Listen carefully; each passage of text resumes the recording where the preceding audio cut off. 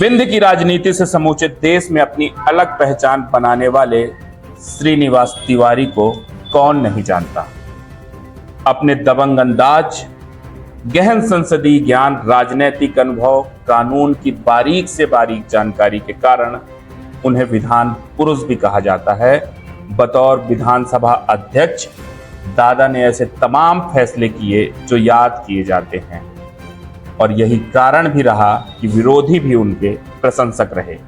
लेकिन हम आज बात दादा की नहीं बल्कि उनके पोते सिद्धार्थ तिवारी की करेंगे, जिनका विधानसभा में दबंग अंदाज दिखा है और वही तल्ख तेवर, वही बेबाक अंदाज कई लोगों ने कहा कि दादा की याद आ गई। दरअसल मध्य प्रदेश विधानसभा के पूर्व अध्यक्ष रहे पंडित श्रीनिवास तिवारी के नाती व भाजपा विधायक सिद्धार्थ तिवारी राज विधानसभा के मानसून सत्र के पहले दिन रीवा जिले के कांग्रेस विधायक अभय मिश्रा पर दायर मुकदमे को लेकर कांग्रेस सदस्यों ने जमकर हंगामा किया। डिप्टी सीएम राजेंद्र शुक्ला और जगदीश देवड़ा जब बोल रहे थे तब नेता प्रतिपक्ष उमंग सिंघार के साथ कांग्रेस विधायकों ने जमकर नारेबाजी।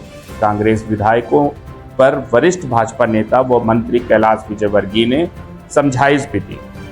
लेकिन दूसरे दिन जब सदन शुरू हुआ तो रीवा के त्योंथर विधानसभा से विधायक सिद्धार्थ तिवारी राज ने जैसे ही ऑपरेशन सिंदूर को लेकर बात रखी, उपनेता प्रतिपक्ष हेमंत कटारे के साथ कांग्रेस विधायकों ने उन्हें टोकना शुरू कर दिया।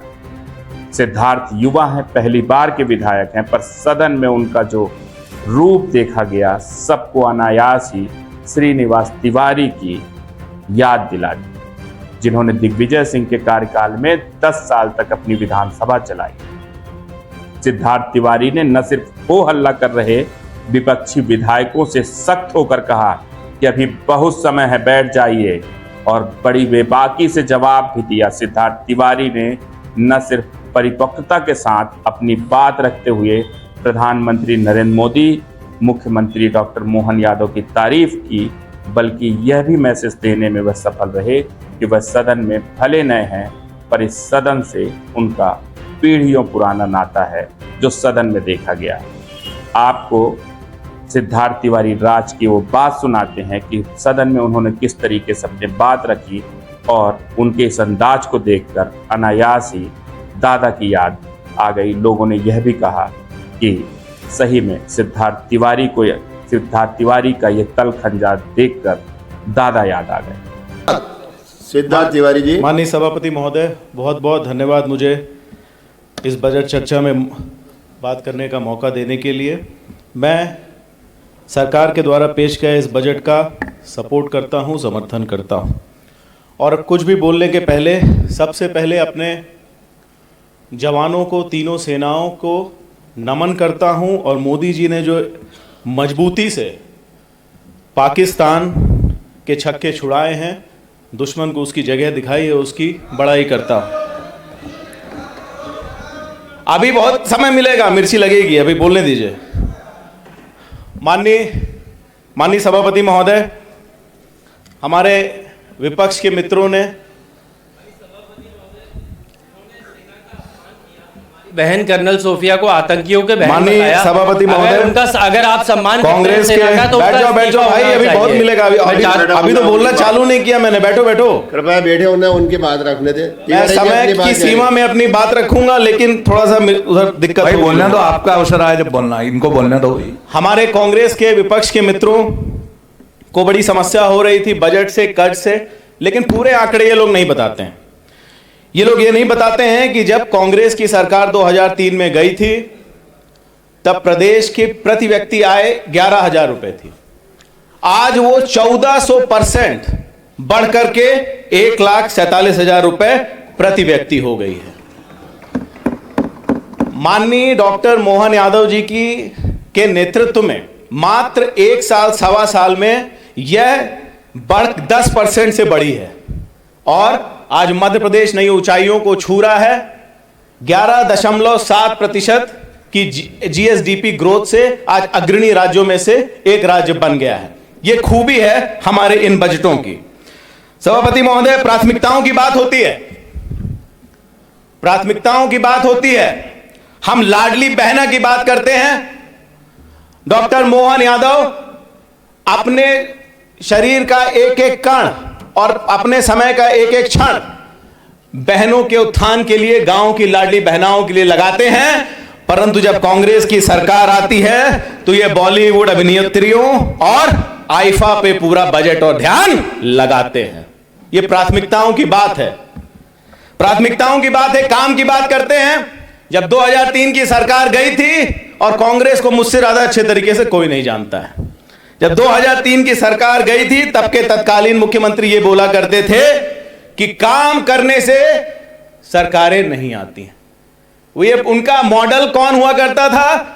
कांग्रेस का रोल मॉडल उस समय लालू प्रसाद यादव हुआ करते थे। बोलते थे लालू जी को जाकर के देखो, वहां सिर्फ गणित से सरकार आती है, काम करने सरकार नहीं आती। ये प्राथमिकताएं कांग्रेस की हैं। हमारी सरकार, डॉक्टर मोहन यादव की सरकार, इंडस्ट्रियल कॉन्क्लेव्स को रीजन्स में ले जा रही है। हमारे विंध्य में भी इंडस्ट्रियल कॉन्क्लेव हुई, रीजनल इंडस्ट्रियल कॉन्क्लेव, 31,000 करोड़ के उत्तर प्रदेश और कई प्रदेशों से, और यहां तक कि लोकल एंटरप्रेन्योर से हमें 31,000 करोड़ के प्रपोजल्स मिले हैं सभापति महोदय, और वो जमीन पे उतरना चालू हो गए हैं। जब हमारे मुख्यमंत्री बजट पेश करते हैं या जब इंडस्ट्रीज की बात करते हैं तो वो एकमात्र सिर्फ कॉन्क्लेव की बात नहीं करते हैं, उसके हिसाब से पॉलिसी भी निर्धारित करते हैं। ना केवल वो अट्रैक्ट, क्या जब हम इन्वेस्टमेंट अट्रैक्ट करते हैं तो सिर्फ कॉन्क्लेव से नहीं होता, कॉन्क्लेव उसका हिस्सा है। कांग्रेस के साथी उसके पीछे की तैयारी नहीं जानते हैं। वो ये नहीं जानते हैं कि मुख्यमंत्री हुकुमचंद के मिल के जो वर्कर्स हैं उनका भी ख्याल रखते हैं, और जो यहां इन्वेस्ट करेगा वह उन कंपनियों के वर्कर्स का भी ख्याल रखेंगे। ये सोच कांग्रेस के साथियों की नहीं है। हमारे यहां विंध्य में अभी रीजनल टूरिज्म कॉन्क्लेव हुई, जहां पर हमारे विंध्य की जितनी संपदाएं हैं, विंध्य हमारा आध्यात्म के मामले में, हमारे यहां चित्रकूट है जहां भगवान राम वनवास में सबसे ज्यादा समय रहे, वहां पर एक कॉरिडोर बन रहा है। हमारे यहां अमरकंटक है, हम विंध्यवासिनी के चरणों पर हैं। विंध्य की रीजनल टूरिज्म कॉन्क्लेव में एक दिन में 2700 करोड़ के हमारे पास प्रपोजल्स आए थे। ये हम बजट क्यों लाते हैं? इस बजट में हमारे इन बजटों से 51 एक्सेलेंस कॉलेज हर डिस्ट्रिक्ट में खुल गए हैं सभापति महोदय। हमारे यहां संदीपनी विद्यालयों का जाल बिछ रहा है। डॉक्टर मोहन यादव खुद मोहन नहीं है, बल्कि इस प्रदेश के हर बच्चे को मोहन के रूप में देखते हैं, और संदीपनी विद्यालय में उसकी शिक्षा हो, इस पर वो ध्यान देते हैं, जहां भगवान श्री कृष्ण स्वयं पढ़े थे। प्राथमिकताओं की बात है। थोड़ा आप भी सहयोग करें तिवारी जी। बस 2-4 मिनट अपनी बात खत्म कर दूंगा सभापति महोदय। हम स्कूटियां दे रहे हैं, लैपटॉप दे रहे हैं, साइकिल दे रहे हैं, मैंने अपने हाथों से दी है, आपस में अपने हाथों से दी है सभापति महोदय। हम साक्ष्य में काम करते हैं, हम हवाबाजी में काम, कांग्रेस के जैसे आईफा करने में नहीं अपना समय बर्बाद करते हैं। सभापति महोदय, ये बजट जो भारतीय जनता पार्टी लाती है, कांग्रेस के समय में 5 मेडिकल कॉलेज हुआ करते थे, आज 27 हैं, और इसी सरकार में 45 मेडिकल कॉलेज हो जाएंगे। ये भारतीय जनता पार्टी के बजटों का काम है। माननीय सभापति महोदय, स्वच्छता में इंदौर ने 1 नंबर लिया है, और हमारे कई शहरों को भारत के पटल पे, भारत के मानचित्र में स्वच्छता में एक जगह मिली है। यह हमारी भारतीय जनता पार्टी डॉक्टर मोहन यादव जी का काम है। माननीय सभापति महोदय, प्रदेश में 50 लाख आवास मिल चुके हैं, और अगले आवास 2.0 पे काम चल रहा है। एक तहसील में अनुसूचित जाति, जनजाति और गरीब भाइयों को एक तहसील में 25-25 हजार नए मकान आए हैं। यह आंकड़ा दुगना हो जाएगा। प्राथमिकताओं की बात थी जब कांग्रेस की सरकार थी 2018 में, तो उन्होंने 2 लाख आवास वापस कर दिए थे केंद्र को, और दिए नहीं थे। ये प्राथमिकताओं की बात है, चर्चा होगी तो प्राथमिकताओं की बात तिवारी जी बहुत बहुत धन्यवाद। हमारे प्रधानमंत्री नरेंद्र मोदी जी ने तिवारी जी ना केवल रामलला के लिए भव्य मंदिर बनाया, बल्कि हमारे गरीब को मड़ई से निकाल करके पक्के मकान में रखा। यह भारतीय जनता पार्टी और मोदी जी का यह विजन। बहुत बहुत धन्यवाद तिवारी। माननीय, आपने बोलने के लिए समय दिया, बहुत बहुत धन्यवाद। सुरेश राजे जी।